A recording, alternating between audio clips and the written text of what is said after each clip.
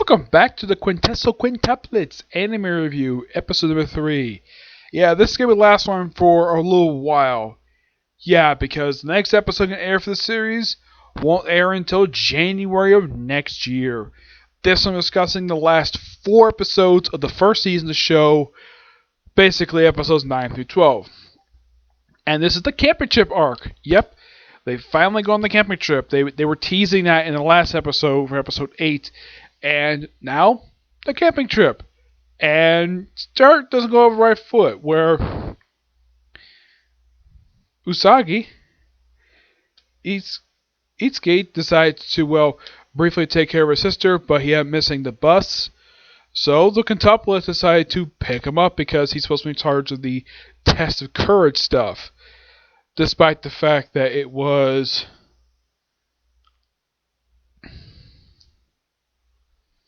I think it's Itsuki was asked to because he wasn't there, but he comes along anyways. So they drive along, and they ended up at an inn, despite the fact they also briefly stopped by traffic. And this is a big group, basically. So all 6 of these people. So yeah, he's in the room with 5 gorgeous women, one of whom he's got a pass with. Now, the thing is, when it comes to who it is, I looked up who it is, and I'm not going to say who it is. Why? Because I don't want to spoil it. It's a good thing. So, they get to the inn, and the girl's all seen taking a bath. Not Usagi for some reason. No, Futaro is not seen taking a bath though. He probably did it off screen, and he's seen in bed, fast asleep. And this was quite funny, where the girls get more, and Ichika is the one basically kind of on top of him, but not really. Yeah, because they all rolled around at night. All 5 quintuplets rolled around in these futons. Yes, that's what these are called. They're called futons. They're basically kind of like sleeping bags, but without the zippers. Yeah, that's what futons are. Simply like blankets on the floor. And this is kind of like a traditional Japanese style of sleeping.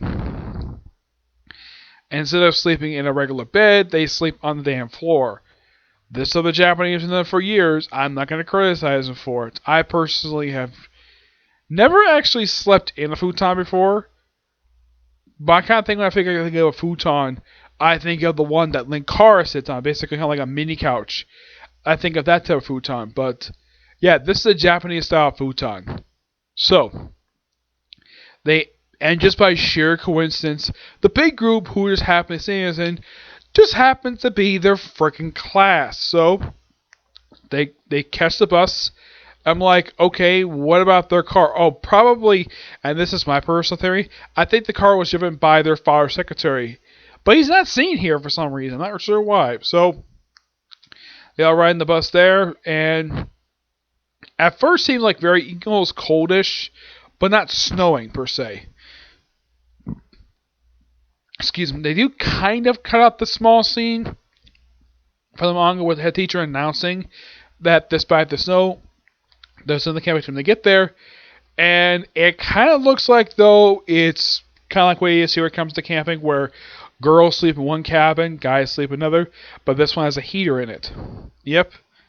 And they do various things, and that test of courage was simply is basically Futaro and having Yasaba team up with him because she said help out because she was already done with the campfire stuff. Yeah, and this is kind of the thing. This is the second series I've seen this with the whole campfire thing, where, according to legends, probably in Japan, this is not the case here, where when the music starts, whoever you're holding hands with, that's who you end up with. I'm kind of like, that sounds like a very silly thing to do, but in the case of this series, it actually is kind of true, because one guy, I think his name is Meta, he actually, who he ends up holding hands with, becomes his wife and the future of his child. They show this in the final episode. They kind of flash forward a bit to Futaro's wedding. Yep. He does marry one of the quintuplets. Who he marries is not explicitly revealed. It's a flash forward briefly. And then, of course, we also have snow. Yes. But before we get to the snow, we have Futuro helping out with the campfire, putting them all together, and then him and Ichika getting locked in the shed. Yeah, apparently no one bothered to check and see if anyone was in there. And I'm thinking, though, these two have probably got their cell phones on them. I'm sure they can text Yatsuba, hey, can you come back and lock the door, please? Yeah, they couldn't bother to think of that, so they get locked in this frickin' shed. Okay? And they're there for quite a while until they start a fire, and then the log that they were going to bring out, basically. Now, at first, they leaned against the wall and would hide from everybody because they were in there by themselves. So, yeah, thing falls over. Look up. Futuro save Itsuka. And also the log also ends up damaging the door. And they were able to get out. Not much of a problem at all, thanks to, of course, everyone was searching for them. And, well, Futuro also took time to make a campfire inside the shed because it's cold. And the shed doesn't have a heater. I get the reason why for that. That's fine. And they made it pretty much with a few scraps of wood. I'm like, it's also kind of dangerous to do that inside of a confined space like a freaking shed. Yep, so they were to unlock the door. And despite the fact teacher could have easily explained, hey, we got locked in the frickin' shed, so don't blame us for a small accident. Yeah, that's all it was, an accident. And this way, they did get talking to, they couldn't bother to explain to, hey, we got accidentally locked in the frickin' shed. It's not our fault if the people who locked the shed didn't bother to look. Oh yeah, and also, Itsuka is sick. Yep, she's sick. And pretty much the last episode is we have skiing, and Futuro is terrible at skiing. Now, you might be asking yourselves, have I ever skied before? No, I have never skied before. I have been sledding before, but not freaking skiing. I have never skied before. I would probably suck at it. Yeah. Now, here's another thing. Not the first series I've seen skiing in a series. They did this also in Katama. They've done this in Case Closed. I'm trying to think. They also did this in both TV specials and the main anime for Magic Kaido. Yep. Did for that one. I'm trying to think though. Any other modern day series to have skiing? I'm gonna think about that. Well, not those two series. No, not the ones. Yeah, not many I could think of where they actually had skiing happen. And it's later revealed Futuro is actually sick. While apparently looking for Ichika, yeah, here's kind of the thing. He knows that the young Swiss sisters actually called him by his first name, even though Ichika was the only one who dressed by his first name. And, well, he kind of figures that right away, and it turns out that Ichika was actually back in the cabin all along. She actually didn't go out because she was also sick. Though she'll be fine later. And later on, of course, Futuro basically, explain that, I was supposed to mention, during the actions of courage, Futuro kept his blonde wig on. Yep, kept his blonde wig on. And fooled Miko. Yep, fooled her. Oh, Nino, yeah. Fooled her to believing he was another guy. Despite the fact, she's clearly one of the quintuplets. You can easily tell this guy has got the same face as Futuro. This could easily be Futuro, but nope, she's not fooled by a freaking blonde wig. Okay? So yeah, he's able to save her life from falling off a cliff. Yeah, it's a minor thing, and that's never told anybody. As for the whole thing with Futuro and Ichika being trapped in the shed, yeah, of course, also revealed that Ichika has to take a break from school for acting. Okay, now does she bother to tell us in the episode? Nope. Do they bother to tell that the fact that they were locked in the shed via accident? They kind of do, but it's not thoroughly explained here. Yeah, they don't mention anybody. And Miko, who was on with the headphones, it's very heavily hinted at that she and Ichika, or at least pretty much all five sisters, have all got a thing for, not the case of Yasuba, it's not specifically revealed yet for her, but for the five siblings, it's very heavily implied all four of the five siblings are in love with Futuro. Miku, it's quite obvious that she is, but she's very hesitant to express it. Ichika, yeah, definitely. Nino, it's not stated if she is or not. It's not even. It's barely implied. So they campfire, and of course, yeah, Mata danced with some other classmate of his, and he just happened to end up with her. And of course, well, Futuro got locked in his room, and after teacher was to call out because, well, it's about then, and like up all five girls decided to sneak into his room and hold his hand. Probably as a result of the whole thing of whoever you hold your hand with, whoever person ends up basically ends up your future with. And then they apparently cut to looks like about 5 years later, where yeah, apparently one of the sisters is trying out like a half a dozen dresses. Rena's aged up a bit. She looks like she's about mid to late teens. She looks like she's in high school. And Futuro is about to get married. And they show Mino, who he's already married, and his beautiful wife is already pregnant with his child. They don't say what the gender is here, but it's a fun episode to tease the future. And then we have the blushing bride come in. Who this bride is, they don't say. Because it's just teasing the future. And then Futuro wakes up, like when they're about to basically... They can't exactly say who it is, because they kind of change the character's hair color. I mean, it's implied it could be Miko, because of the purple hair color, but it's not her. She is not the one who he ends up with. I'm not going to say who it is. I'll read it myself when I read the manga. And 2 wakes up, and apparently because the girl's so loud, he asks them all to leave. And then, like, they cut to apparently the very next day where he's all better, and he says, yeah, despite the fact we get to the midterms, we also have the finals coming up. Yeah, second year finals, which is probably teasing something they'll do in season 2. Yeah, they're probably going to build to it kind of like they did with the final, the yeah, that actually is, well, the whole thing with the exam, that's I'm actually. So I wouldn't be surprised, though, in case of the way I'm looking at the next few arcs of the series. I haven't read them yet. They look really, really short. Like the arc that comes right after this camping trip arc, it's only 3 chapters.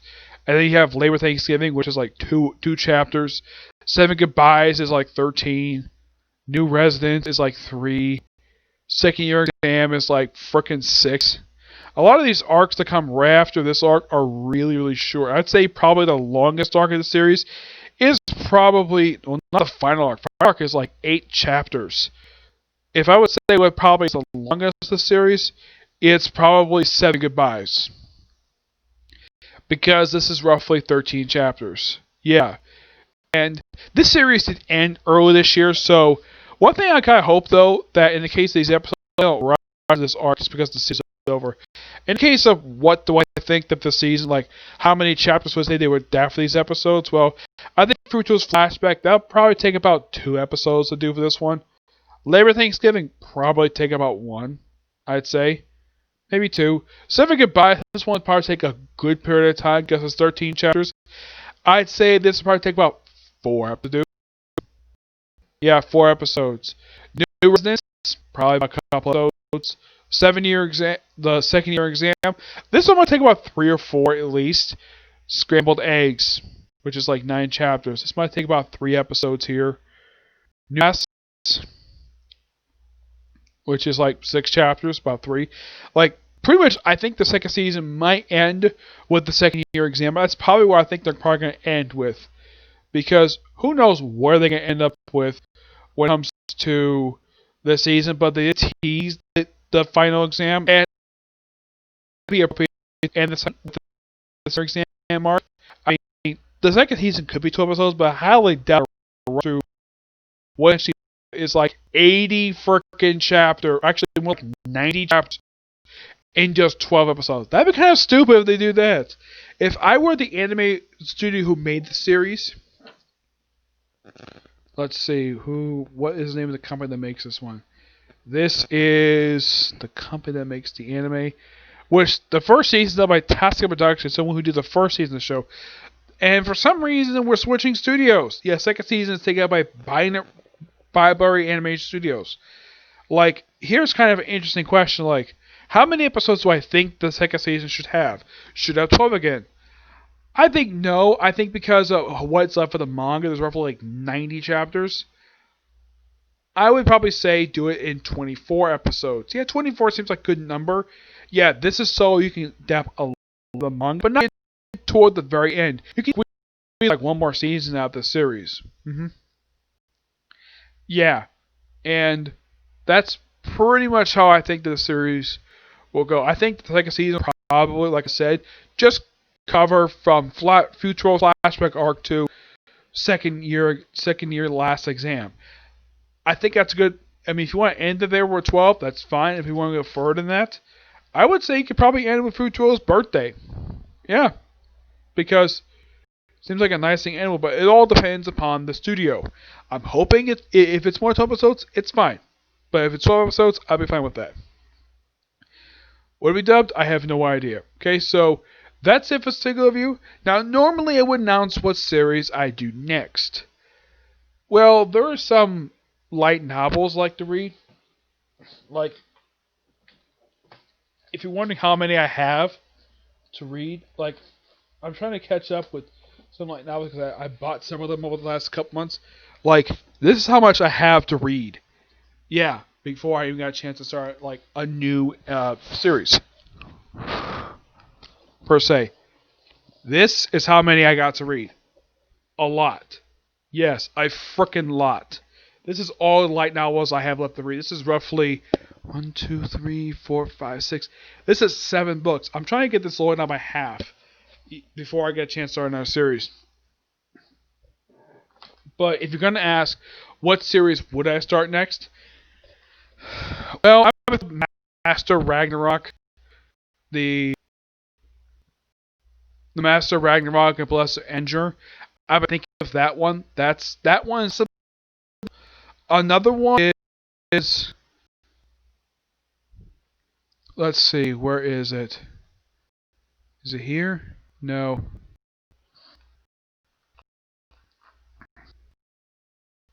I know it could be Mirrored Colors Phantom World.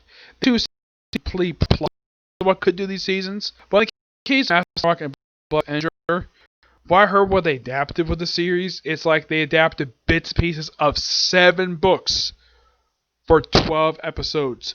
Don't know why they did that for. I'm like, that's kind of weird. Those 2 series are possible to go next, but you'll find out exactly when they get a chance to do them. Okay, so that's it for this particular review. My next review is gonna be a Comic Corner, up to Wolverine related trades, and I'm also hoping to get a chance to reviews for not only for the Comic Corner, which is coming next, but also for the newest chapter of One Piece, the newest chapter of My Hero Academia, and the newest episode of Black Clover. Yeah, there's a new episode aired today for that one. So expect to see about 3 videos after next one, basically overall. I'm hoping about 5 videos today. But until we see you next video, bye.